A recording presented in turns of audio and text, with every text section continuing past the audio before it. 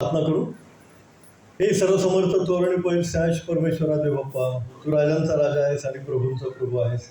हे देव बाप्पा, तू राजा म्हणून यरुशलेममध्ये जयोत्सवाने प्रवेश केलास आणि देव बाप्पा, होसान्ना होसान्ना या नावाचा गजर झाला. हे प्रभू देव बाप्पा, स्वर्गीय राज्यापर्यंत दुमदुमला उपकार स्तुती असो तुझ्या नावाला धन्यवाद देतो. हे देव बाप्पा, आज तुझ्या नावाचा गजर करण्याची संधी प्रभू तू आम्हाला दिलीस, म्हणून आमचे उपकार मानतो, त्या नावाला धन्यवाद देतो. हे देव बाप्पा, तुझी सेवा स्तुती आणि गौरव आम्हा सर्वांकडून या मंडळीकडून अशीच सदैव तू करून घे अशी नम्रतेचे कळकळीची विनंती प्रार्थना करतो. ही लहान प्रार्थना आमचा धन्य करणारा प्रभू येशू ख्रिस्तावर मागतो निक बाप्पा, आमीन. तर खरोखर देवाची स्तुती असो. सुंदर रॅलीमध्ये सहभागी होण्याची संधी परमेश्वराने आपल्या सर्वांना दिली, त्याबद्दल देव बाप्पाचे उपकार असो. इथं असं म्हटलेलं आहे लोकऋषीवर्तमान 19वा अध्याय आणि 28 वचनापासून पुढे असं म्हटलेलं आहे की तुम्ही समोरच्या गावात जा, तिथे एक शेंगरू बांधलंय, ते सोडा आणि जर कोणी विचारलं तर सांगा प्रभूला याची गरज आहे. किती सुंदर वाक्य आहे, प्रभूला याची गरज आहे. आणि मग त्या मालकाने विचारलं का सोडता, त्यांनी सांगितलं शिष्यांनी प्रभूला याची गरज आहे आणि त्यांनी लगेच ते दिलं. तर येशू ख्रिस्त त्याच्या सेवेमध्ये आपल्याला सहभागी करून घेऊ इच्छित आहे. त्याच्या सेवेमध्ये जा म्हणजे ही त्याची सेवा आहे. द्या, ते शेंगरू द्या, प्रभूला याची गरज आहे, ही पण त्याने केलेली एक सेवाच आहे. तर प्रभू येशू ख्रिस्त आपल्याला त्याच्या सेवेमध्ये सहभागी करून घेतो, हे पण केवढं मोठं भाग्य आहे. देवबाप्पाची स्तुती असो. अशा रॅली आज जी तुम्ही काढलीत तशी रॅली होत नाही, पुष्कळ चर्चेसमध्ये होत नाही. मी आता कुर्ला चर्चला होतो, तिकडे चर्च भोवती प्रदक्षिणा घालतात, एक गाणं म्हणतात, झालं. म्हणजे रॅली काढायला चान्सच नाही. पुष्कळ चर्चेसमध्ये बाहेर रस्ता नाही, रॅली काढायला चान्स नाही. परंतु तुम्हाला इतकी भली मोठी रॅली काढायला संधी आहे, पोलीस प्रोटेक्शन मिळतं, हे खरोखर मोठी गोष्ट आहे, आनंदाची गोष्ट आहे. आणि मला खूप आनंद वाटला आणि मी फार उत्सुक होतो ती रॅली पाहायला, त्या रॅलीमध्ये सहभागी व्हायला. आणि म्हणजे मी नुसतं सहभाग नाही घेतला, तर मी एन्जॉय केला, तो रॅली एन्जॉय केली. प्रेज द लॉर्ड, देवबाप्पाची स्तुती असो. तर असंच इंग्लंडमध्ये चर्च भरलं होतं आणि तिथं पालकांनी संदेश दिला काय की पीक फार आहे, कामकरी थोडे आहे, प्रभूला तुमची गरज आहे. जसं आता बोललं ना प्रभू येशू ख्रिस्त, नुसतं सांगा प्रभूला याची गरज आहे. आणि मग मंडळीमध्ये ऐकणाऱ्यामध्ये एक जण होता, त्याचं नाव विल्यम केरी. आणि तो त्या वचनाने एकदम जागरूक झाला. घरी आला, प्रार्थना केली, विचार केला, मनसुबा ठरला आणि ठरवलं की मला सुवार्थेसाठी बाहेर जायचं. आणि मग त्याने पुन्हा त्यांच्या पास्टरांना सांगितलं, त्यांचं चर्च बॅप्टिस्ट चर्च, की मला असं सुवार्थेसाठी जायचं आहे, कारण प्रभूला याची गरज आहे, पीक फार आहे, कामकरी थोडे आहे. आणि मग ते चर्चने त्यांना सूचना दिल्याप्रमाणे, बॅप्टिस्ट चर्चने त्यांना सूचना दिल्याप्रमाणे, पाळकसाहेबांनी त्यांना सूचना दिल्याप्रमाणे ते फॅमिलीसह इंडियामध्ये आले सुवार्थेसाठी. आणि तो एक मोठा मोठा मोठा टर्निंग पॉईंट ठरला इंडियाच्यासाठी. आणि विल्यम केरी हे आले बेंगॉलमध्ये, कलकत्ता, श्रीरामपूर या ठिकाणी त्यांनी पुष्कळ कार्य केलं. त्यांनी पहिले ही भाषा शिकले, आपले हिंदी शिकले, बंगाली शिकले, इंग्लिश तर त्यांना येतच होती. आणि त्यांनी प्रिंटिंग प्रेस काढली. आणि प्रिंटिंग प्रेस काढून पहिले काय केलं तर बायबलचं भाषांतर. कुणाला इंग्लिश कळत होतं तेव्हा, कुणालाच कळत नव्हतं. Greek to English, English to Bengali आणि भारतातल्या 40 भाषांमध्ये त्यांनी नवा कराराचं भाषांतर केलं प्रिंटिंग प्रेस काढून. अडचणी ते येतात तर तुम्हाला माहिती आहे, सैतान आडवा असतो. एकदा प्रिंटिंग प्रेस त्यांची जळाली, तरी त्यांनी ती पुन्हा सेटअप केली आणि पुन्हा ते काम चालू ठेवलं. पण काम थांबवलं नाही. 40 भाषांमध्ये बायबल भाषांतर झालं. नवा करार मराठीमध्ये जो आला तो पहिल्यांदा त्यांच्याकडून आला. प्रेज द लॉर्ड, देवबाप्पाची स्तुती असो. खरोखर हे मोठं कार्य त्यांनी केलं श्रीरामपूरला आजही त्यांनी काढलेलं श्रीरामपूर युनिव्हर्सिटी त्यांची आहे, श्रीरामपूर कॉलेज त्यांचं आहे ते वेगळं, आणि श्रीरामपूर बायबल कॉलेज त्यांचं आहे तेही वेगळं. ते बायबल कॉलेज आजही चालू आहे, कॉलेज आजही चालू आहे, युनिव्हर्सिटी पण आजही चालू आहे. आणि पश्चिम बंगालमध्ये खरोखर देवबापाचं मोठं कार्य त्यांच्याद्वारे झालं. का? प्रभूला याची गरज आहे की नाही? तर तुम्हाला बळी पाळक साहेब माहिती असतील, शरद बळी, डॉक्टर शरद बळी माहिती आहेत, रेव्हरंड. ते ठाणे जेम्स चर्चला होते, आणि ठाणे जेम्स चर्चला असताना त्यांनी फॅमिली व्हिजिट दिल्या, आणि फॅमिली व्हिजिटमध्ये एका घरी ते गेले, आणि त्या घरी जाऊन त्यांनी सहज सांगितलं की तुम्हाला किती मुलं आहेत? 3 मुलं आहेत. बरं ठीक आहे, मग त्यातला एक मुलगा द्या देवाच्या सेवेला. तर ते म्हटले ठीक आहे, आम्ही प्रार्थना करून सांगतो. मग त्याच्यानंतर पुढच्या रविवारी बळी पाळक साहेबांना ती फॅमिली भेटली, आणि त्यांनी सांगितलं की आम्ही ठरवलेलं आहे की आमचा एक मुलगा देवाच्या सेवेसाठी देतो. कोण मुलगा आहे? तो प्रकाश पाटोळे. कोण? प्रकाश पाटोळे. आणि नंतर ते कोण झाले? रेव्हरंड झाले. नंतर कोण झाले? बिशप झाले, आणि आजही ते बिशप आहे. साधी गोष्ट आहे. एक प्रभूला याची गरज आहे. एका मुलाची तुमच्या प्रभूच्या सेवेला काय आहे? गरज आहे. आणि खरोखर मोठी सेवा बिशप पाटोळे यांच्याकडून परमेश्वराने करून घेतली. आपण पाहताच पालघरला पालघर मिशन सेंटर त्यांनी उभारलेलं आहे, 3 मजली आहे ते, नाही का? मिशनरी आज आपले वाडा, पालघर, मोखाडा या भागामध्ये 30 मिशनरी काम करत आहेत. त्यातले एक मिशनरी येऊन इथे माहिती देऊन गेले. आम्ही स्वतः पालघर मिशन सेंटरला गेल्याच महिन्यात व्हिजिट दिली होती. ते फार सुंदर बांधलेलं आहे, ते त्यांच्याच काळामध्ये ते बांधलं गेलं, आणि सुंदर सेवा त्यांच्याकडून झाली. फक्त एक व्हिजिट बळी पाळक साहेबांची, शरद बळी पाळक साहेबांची, एका फॅमिलीला की तुमच्या मधला आता 3 मुलं आहेत, एक मुलगा द्या देवाच्या सेवेला, आणि त्यांनी दिला. प्रार्थनापूर्वक दिला, प्रार्थना करून सांगतो बोलले, आणि मग दिला. आणि पहा, प्रभूला याची गरज आहे. प्रभूला तुमच्या सेवेची पण गरज आहे.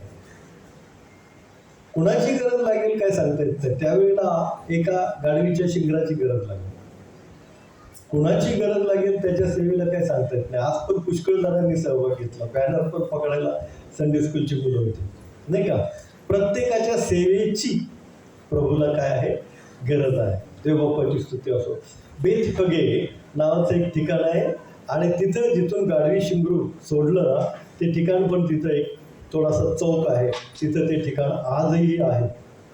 आणि त्या गाढवीच्या शिंगरावर प्रभू श्री ख्रिस्त बसला, आणि यरुशलेम जवळजवळ तिथून 2 किलोमीटर अंतरावर आहे. 2 किलोमीटर अंतरावर मोठ्या गजराने लोक काय केले? सांगत ओरडत गेले, होसान्ना होसान्ना, प्रभूच्या नावाने येणारा राजा धन्यवादित असो. देवबापाची स्तुती असो. त्या ओरडणाऱ्या लोकांमध्ये पुष्कळ लोक होते. ते आपले कपडे काढून रस्त्यावर अंतरत होते. इतके ते बेभान झाले होते की त्यांना देवाचा राजा म्हणून येणारा प्रभू श्री ख्रिस्त जो आहे त्याचं स्वागत करायचं होतं. कारण तो राजा आहे. प्रकटीकरणामध्ये 19:16 मध्ये लिहिलेलं आहे की तो राजांचा राजा आणि प्रभूंचा प्रभू आहे. आणि त्याचा मोठ्या जयोत्सवाने यरुशलेममध्ये काय झालेला आहे? प्रवेश झालेला आहे. देवबापाची स्तुती आहे. तो होसान्ना होसान्ना, प्रभूच्या नावाने येणारा राजा धन्यवादित असो, असा गजर करणारे त्यामध्ये कोण लोक होते? तर निश्चितच आपल्याला माहिती आहे, मृतातून उठवलेला लाझरस, त्याच्यावर अनंत उपकार झाले. त्याच्या बहिणी मार्था आणि मरिया, त्यांच्या कुटुंबियांवर अनंत उपकार झाले की त्यांचा एकुलता एक भाऊ मेलेला उठलेला आहे. ते लोक पण असतील ना, त्यांची फॅमिली सोडणार का ते? ही संधी शक्यच नाही. ते लोक पण असतील तिथे, नाही का? देवबापाची स्तुती असो. लाझरस पण मोठमोठ्याने ओरडत असेल की होसान्ना होसान्ना, प्रभूच्या नावाने येणारा राजा धन्यवादित असो. कारण त्याच्यावर, त्याच्या फॅमिलीवर काय झालेले आहेत? अनंत उपकार प्रभू श्री ख्रिस्ताचे झालेले आहेत. आणखी कोण असतील? नाईन गावची विधवा एक होती बघा. तिचा मुलगा जो मरण पावला होता, तो येशू ख्रिस्तानी स्पर्श करून काय केला? जिवंत केला. तो मुलगा पण असेल आणि ती त्याची आई पण असेल, नाही का? कारण हे अनंत उपकार आहेत, कधीही विसरता येणार नाहीत असे हे उपकार आहेत. आणि ते दोघेही असतील, मुलगा पण आणि आई पण, आणि ते पण मोठमोठ्याने ओरडत असतील, होसांना होसांना, प्रभूच्या नावाने येणार राजा धन्यवाद. आपल्याला माहिती आहे तरुण लेकरं आहेत. तसंच याईर नावाचा एक मनुष्य होता, त्याची कन्या मरण पावली होती. आणि येशू ख्रिस्ताने काय केलं, तिथे गेला, तिच्या हाताला स्पर्श केला आणि मुली उठ असं म्हणला. आणि काय झालं, ती मुलगी उठून उभी राहिली, मेलेली मुलगी जिवंत झाली.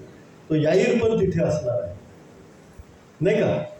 त्याची कन्या पण तिथे असणार आहे आणि ती पण मोठमोठ्याने ओरडत असणार आहे. कारण हे जे उपकार झाले त्या उपकाराची परतफेड होऊच शकत नाही. त्या उपकाराची जाणीव ठेवून हे लोक आलेले आहेत. बाजूला गावाच्या बाहेर राहणारे कुष्ठरोगी जे येताना अशुद्ध अशुद्ध असं ओरडत येत असत, लोक त्यांना स्पर्श करत नसत, त्यांची सावली पण पडून घेत नसत, तो कुष्ठरोगी एका दगडाच्या कपारीच्या मागे बसून येशू ख्रिस्ताचं वचन ऐकत होता. आणि येशू ख्रिस्तानी मत्ते 5:6-7 मध्ये डोंगरावरचं प्रवचन सांगितलं. आणि डोंगरावरचं प्रवचन सांगून येशू ख्रिस्त जात असताना तो त्या खडकामागून आला आणि येशू ख्रिस्ताच्या पुढ्यात उभा राहिला आणि येशू ख्रिस्ताला म्हणाला, गुरुजी मला शुद्ध करा. किंवा येशू ख्रिस्ताने त्याला विचारलं, मी शुद्ध करू शकतो असा तुझा विश्वास आहे काय? आहे प्रभूजी. आणि येशू ख्रिस्ताने त्याला स्पर्श केला. स्पर्श करूनही स्वतः अशुद्ध न होणारा तो प्रभू येशू ख्रिस्त आहे. तो स्वतः कोण आहे? पवित्र आणि शुद्ध असा आहे.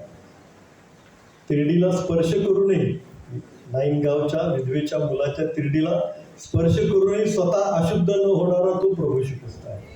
आमेन. तो स्वतः शुद्ध आणि कसा आहे? पवित्र आहे. आणि त्याने काय केलं?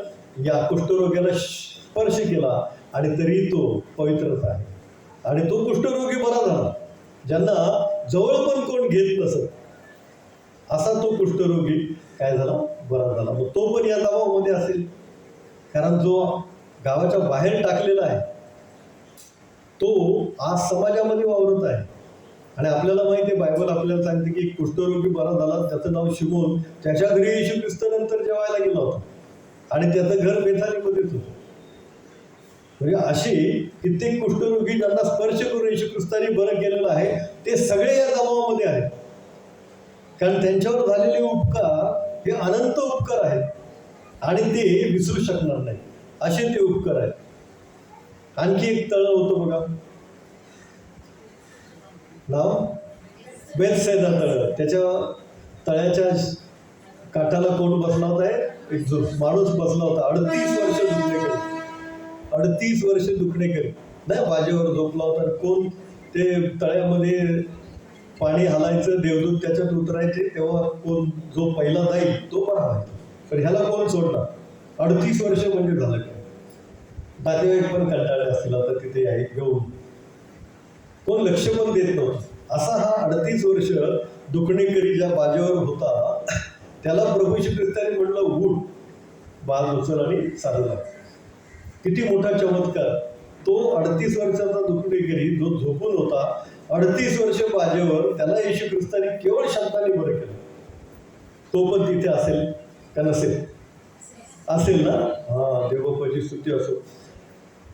एका पक्षघात्याला असं छप्पर सोडून खाली सोडलं होतं, आठवतंय? हा, पक्षघाती मनुष्याला छप्पर सोडलं आणि बाजेवरून येशू ख्रिस्ताच्या तिथे सोडलं. आणि येशू ख्रिस्ताने त्याला म्हटलं, असंच बाज उचल आणि चालू लाग, तुझ्या पापांची क्षमा झाली आहे. देवबापाची स्तुती असो. तुम्हाला सगळं माहिती आहे. इथे येशू ख्रिस्ताने सिद्ध करून दाखवलंय की तो देव आहे. तो देव आहे. कारण पापांची क्षमा कोण करणार? फक्त देव, फक्त परमेश्वर. आणि येशू ख्रिस्त त्या पक्षघाती माणसाला म्हटलेलं आहे, तुझ्या पापांची क्षमा झाली आहे. पापांची क्षमा करण्याचा अधिकार फक्त परमेश्वराला आहे. येशू ख्रिस्त परमेश्वर आहे हे त्याने त्याच्या पापांची क्षमा करून काय केलेलं? सिद्ध केलं आणि त्याला बरं पण केलं. देवबापाची स्तुती असेल. शताधिपती कुणासाठी आला होता? त्याच्या चाकरासाठी आला होता. आणि काय म्हणला? प्रभूजी, आपण माझ्या छपराखाली यावं ही माझी योग्यता नाही. आपण शब्द मात्र बोला म्हणजे काय होईल? माझा चाकर बरा. आणि येशू ख्रिस्त थक्क झाला ना ते ऐकून. येशू ख्रिस्त काय म्हणाला, अवघ्या इस्रायलात असा विश्वास मला आढळला नाही. किती मोठा विश्वास. आणि येशू ख्रिस्त शब्द बोलला आणि तो साखरपणा झाला त्याच घटकेस. मग तो शताधिपती पण असेल आणि त्याचा तो प्रिय चाकर पण या जमावामध्ये असेल, रॅलीमध्ये असेल, मोठ्या जयघोषामध्ये असेल, नाही का. आपल्याला माहिती आहे पेत्राची सासू तापाने फडफडली होती. कुणाच्या घरी होती ती? सासूच्या घरी होती का पेत्राच्या घरी होती? पेत्राच्या घरी होती. पेत्राच्या घरी होती. पेत्राची सासू, हो की नाही. म्हणजे बघा पेत्राचं त्याच्या सासूवर किती प्रीती होती. देवबापाची स्तुती असं. तर असं आपल्या जवळचे जे नातेवाईक आहेत, जे जोडले गेलेले नातेवाईक आहेत, त्यांच्यावर आपली काय असावी, प्रीती असावी. आणि ती आजारी होती आणि ते कफरनहूमामध्ये त्याचं घर आहे पेत्राचं. ते आज पण आहे बरं का, आजही आहे ते घर. तसंच ठेवलं आहे आणि वर एक चर्च बांधलेला आहे. तर सभास्थानातून प्रभू श्री ख्रिस्त बाहेर आला आणि शुभवर्तमानात लिहिलंय की त्याने पेत्राच्या घरी गेला. तर सभास्थान असं आणि पेत्राचं घर म्हणजे तुमचं रेल्वे हॉस्पिटल आहे असं, एवढ्या जवळ आहे. सभास्थानातून येशू ख्रिस्त बाहेर आला आणि पेत्राच्या घरी गेला आणि त्याने काय केलं, त्याच्या सासूला स्पर्श केला आणि त्याची सासू काय झाली, बरी झाली. म्हणजे ही सासू, पेत्राची सासू सुद्धा त्याच्यामध्ये असणार, त्या ग्रुपमध्ये, नाही का. Praise the Lord. आता मरिया मगदला माहिती आहे, जिच्यातून किती भूतं काढली ती, 7 भूतं. आणि जेव्हा भूतं अंगात असतात तेव्हा मनुष्याला मनुष्य पण नसतं. ती मरिया मगदला पण असेल. इतकंच नाही तर कबरांमध्ये राहणारा एक भूतग्रस्त होता, साखळदंडाने त्याला बांधायचे, कचरेकरांच्या प्रदेशातला आहे ना. सैतान होतं त्याच्यामध्ये, सैतान पुष्कळ सैन्य होतं, सैन्य आहे ना. येशू ख्रिस्ताने केवळ शब्दाने ते गेलो, धमकावलं येशू ख्रिस्ताने. आणि अख्ख्या सैन्याच्या सैन्य ते कुठं शिरलं, डुकरांच्या कळपामध्ये. आणि डुकरांच्या कळप कुठे गेला, गालिल समुद्राच्या पाण्यामध्ये पडून गेला. किती डुकरं होती कळपामध्ये माहिती आहे? 2000 नाही का, 2000 डुकरं होते. मग 2000 डुकरांची किंमत किती असेल? एका डुकराची किंमत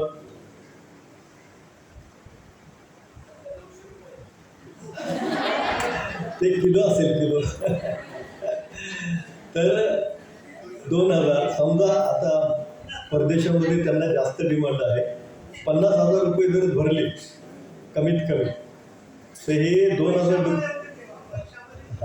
आत्ताचा हिशोब. आत्ताचा जो हिशोब आहे तोच तेव्हाचा हिशोब आहे, कारण त्या काळी स्वस्ताई होती, आज महागाई आहे, तोच हिशोब असतो, नाही का. तर या 2000 डुकरांची किंमत नाही म्हणलं तरी 40 लाखाच्या वर आहे सध्या. 40 लाखाच्या वर. एवढं सगळं पाण्यात डुबवलं. अरे बापरे. कुणासाठी? एका माणसाला, फक्त एका माणसाला. मग त्या माणसाला त्याचं मोल किती वाटलं असतं. माय गॉड, एवढ्या किमतीची डुकरं पाण्यात गेलं त्या येशू ख्रिस्ताने फक्त मला वाचवण्यासाठी. आणि तो मनुष्य कब्रस्तानामध्ये बेड्या बांधून राहणारा, तो मोकळा होऊन इकडे फिरत असेल मोठ्या आनंदाने, नाही का. काय होसान्ना होसान्ना, प्रभूच्या नावाने येणार राजा धन्यवाद. गुलशन असते पाकिस्तानी मुलगी, जिला प्रभू येशू ख्रिस्ताने स्वतः येऊन दर्शन दिलं आणि स्वतः स्पर्श करून तिला बरं केलं. पाकिस्तानी मुलगी, पीर घराण्यातली. त्यांनी लिहिलेलं पुस्तक आहे टॉर्न व्हेल, मराठीमध्ये म्हणतात दुभंगलेला पडदा. तिने स्वतः लिहिलेलं आहे. ती प्रभू श्री ख्रिस्ताच्या स्पर्शाने बरी झाली. रात्री 2 वाजता आनंदाने त्या खोलीमध्ये फिरू लागली, बागडू लागली, आनंदाने नाचू लागली. तिचे भाऊ वगैरे सगळे जमा झाले. काय झालं. जन्मापासून अपंग मुलगी, वय वर्ष 16 असताना ती बरी झाली. जन्मापासून अपंग मुलगी. काय झालं तर ते म्हणे प्रभू श्री ख्रिस्त त्यांनी मला स्पर्श केला आणि त्याने मला बरं केलं. आणि हेच 3 वर्ष आधी म्हणजे 13व्या वर्षी तिला फक्त शब्द ऐकू आला होता येशू ख्रिस्ताचा की मी येशू तुला बरं करेन. आणि मग 3 वर्ष ती सुरा मरियम हे कुराण वाचत होती आणि प्रार्थना करत होती येशूच्या नावाने. आणि 16 तिचं वय असताना ती बरी झाली. मग बरी झाली, येशू ख्रिस्ताने तिला बरं केलं. सगळ्यांना ती सांगत सुटली की येशू ख्रिस्ताने मला बरं केलं.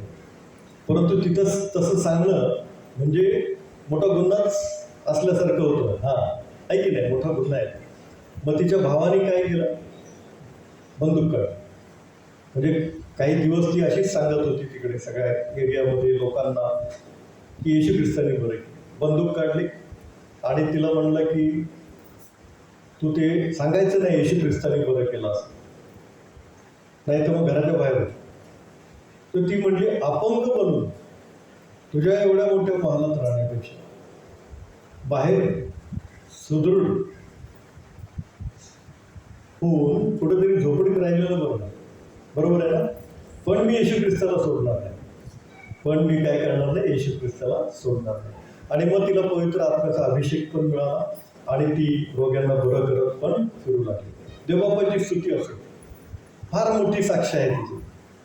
अशी साक्ष असणारे पुष्कळ जण त्या जमावामध्ये असते. माहिती आहे तुम्हाला, चर्चमध्ये प्रभू येशू ख्रिस्त सभास्थानामध्ये गेला आणि बायबल आपल्याला सांगते की तिथं वाळल्या हाताचा मनुष्य होता. वाळलेल्या हाताचा मनुष्य तिथे होता. म्हणजे किती गोष्ट शिकण्यासारखी आहे. येशू ख्रिस्त सभास्थानात गेला तेव्हा तिथे वाळलेल्या हाताचा मनुष्य होता. येशू ख्रिस्त सभास्थानात यायच्या आधी तो वाळलेल्या हाताचा मनुष्य सभास्थानात म्हणजे चर्चमध्ये आलेला होता. प्रेम दिला होता. देवबापाची स्तुती असो. म्हणजे येशू ख्रिस्त यायच्या आधीही आपलं वास्तव्य कुठं असायला पाहिजे, आपली उपस्थिती कुठं असायला पाहिजे, चर्चमध्ये असायला पाहिजे. म्हणजे भक्ती सुरू व्हायच्या आधी आपली उपस्थिती चर्चमध्ये असायला पाहिजे. आता तो वाळलेल्या हाताचा मनुष्य होता म्हणजे थोडासा निराशेत असणार ना, थोडासा दुःखीत असणार ना. एक हात त्याचा वाळलेला आहे, तरी पण तो येशू ख्रिस्त यायच्या आधी जर सभास्थानामध्ये हजर आहे तर किती वैशिष्ट्य आहे पहा त्याच्या धार्मिकतेचं. मग येशू ख्रिस्ताने काय केलं, त्याला बरं केलं. आणि तो पण काय करणार, होसान्ना होसान्नाचा गजर करत काय करणार, या सगळ्या जमावामध्ये असणार आहे. हो की नाही. देवबापाची स्तुती असो.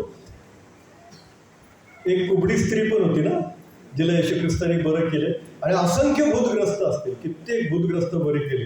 ते सगळे तिथे असतीलच. काय करत असतील, गजर. होसान्ना होसान्ना, प्रभूच्या नावाने येणारा राजा धन्यवाद देतो. आज रॅलीमध्ये आपण सहभागी झालो आहे की नाही. तुम्हाला मला आमच्यावर केलेल्या उपकाराची काहीतरी आठवण झाली असेल.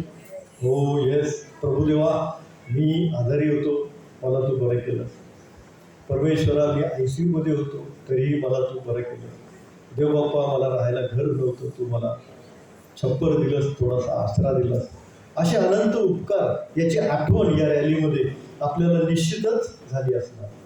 देवबाप्पाची स्तुती असो. हा एक मोठा गट आहे, हा एक मोठा ग्रुप आहे की जो ओरडत आहे होसान्ना होसान्ना, प्रभूच्या नावाने येणारा राजा धन्यवाद देत असो. ते पूर्ण मनाने, पूर्ण अंतःकरणाने, पूर्ण जीवाने काय करत आहेत, ओरडत आहेत होसान्ना होसान्ना, प्रभूच्या नावाने येणारा राजा धन्यवाद देत असो. आणखी एक गट आहे, दुसरा गट. लूक 19:39 वाचूया. लूक 19:39.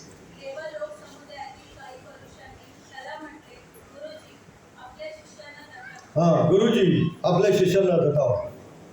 काय चाललंय, बंद करा. हा दुसरा गट आहे. येशू ख्रिस्ताला ख्रिस्त तारणारा प्रभू म्हणून न स्वीकारणारे लोक, हा दुसरा गट. येशू ख्रिस्ताला ख्रिस्त म्हणून न स्वीकारणारे लोक म्हणजे ख्रिस्ताची ओळख पण करून घ्यायची नाही, ख्रिस्त नकोच आम्हाला, असा हा दुसरा गट आहे. तो गट काय म्हणतो, हे थांबवा, सगळं बंद करा. आजही आहे, सगळं बंद करा, थांबवा, नाही पाहिजे. हा दुसरा गट आहे. आणि तिसरा एक गट आहे की तो येशू ख्रिस्ताच्या शिष्यांमध्येच आहे. तो यहूदा इस्करियोत आहे. इकडे ओरडतोय पण आणि नंतर येशू ख्रिस्ताला सोडतोय. इकडे ओरडतोय पण आणि नंतर येशू ख्रिस्ताला सोडतोय. येशू ख्रिस्ताला सोडणारा हा तिसरा गट आहे आणि नाही. तर यातला दुसरा आणि तिसरा गट जो आहे, येशू ख्रिस्ताला न मानणारा, ख्रिस्त तारणारा म्हणून, आणि येशू ख्रिस्ताला माहिती आहे येशू ख्रिस्त कोण आहे पण सोडून देणार, येशू ख्रिस्ताला सोडून देणार, असा तिसरा गट आहे. आणि पहिला गट कुठला आहे? मनापासून देवाचे उपकार मानणारा, मनापासून देवाच्या नावाचा जयघोष करणारा, मनापासून देवाच्या नावाचा गजर करणारा, हा पहिला गट आहे. आणि पहिला गट जो आहे तो कुठे आहे? तुम्ही कुठल्या गटामध्ये असणार? पहिल्या गटामध्ये का दुसऱ्या का तिसऱ्या? पहिल्या गटामध्ये तुम्ही आणि मी असायला पाहिजे. आणि हा पहिला गट कुठे आहे बघा बरं जरा. प्रकटीकरण 7:9-10. प्रकटीकरण 7:9-10. तुम्ही सर्व बोललात आम्ही पहिल्या गटामध्ये. हो, आनंद आहे मला, मी पण तुमच्या गटामध्ये आहे. आपण कुठे आहोत? प्रकटीकरण 7वा अध्याय 9-10 वचन. हा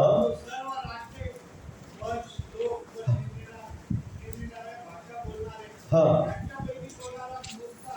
हा हा हा हा हा हा हा. आमेन आमेन. शुभ्र वस्त्रे परिधान केलेला व हातात झावळ्या घेतलेला मोठा लोकसमुदाय राजासनासमोर व कोकऱ्यासमोर उभा राहिलेला माझ्या दृष्टीस पडला. हा पहिला गट, पहिला समुदाय कुठे आहे? तुम्ही आणि मी स्वर्गीय राज्यामध्ये. आमेन. आणि काय आहे हातामध्ये? झावळ्या आहेत. हा, हातामध्ये तिथे पण काय? झावळ्या आहेत. Praise Lord. आणि शुभ्र वस्त्रे परिधान केलेले आहेत. आणि तिथली घोषणा वेगळीच आहे बरं का. तिथली घोषणा काय आहे? राजासनावर बसलेल्या आमच्या देवाकडून व कोकऱ्याकडून कारण आहे. आमेन. Praise lord. या पहिल्या गटामध्ये तुम्ही आणि मी असावं अशी माझी आज प्रभूचरणी प्रार्थना आहे.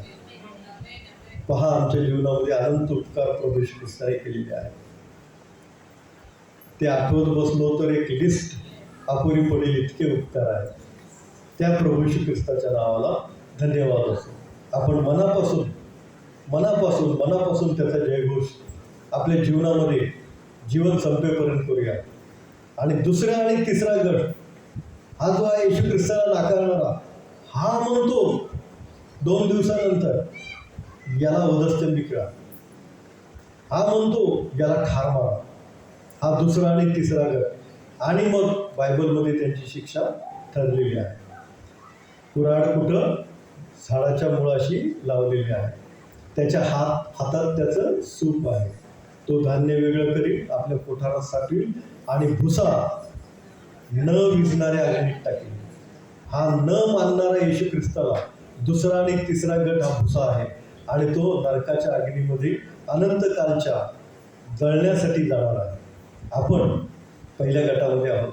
शेवटपर्यंत प्रभू श्री ख्रिस्ताचे उपकार मानूया.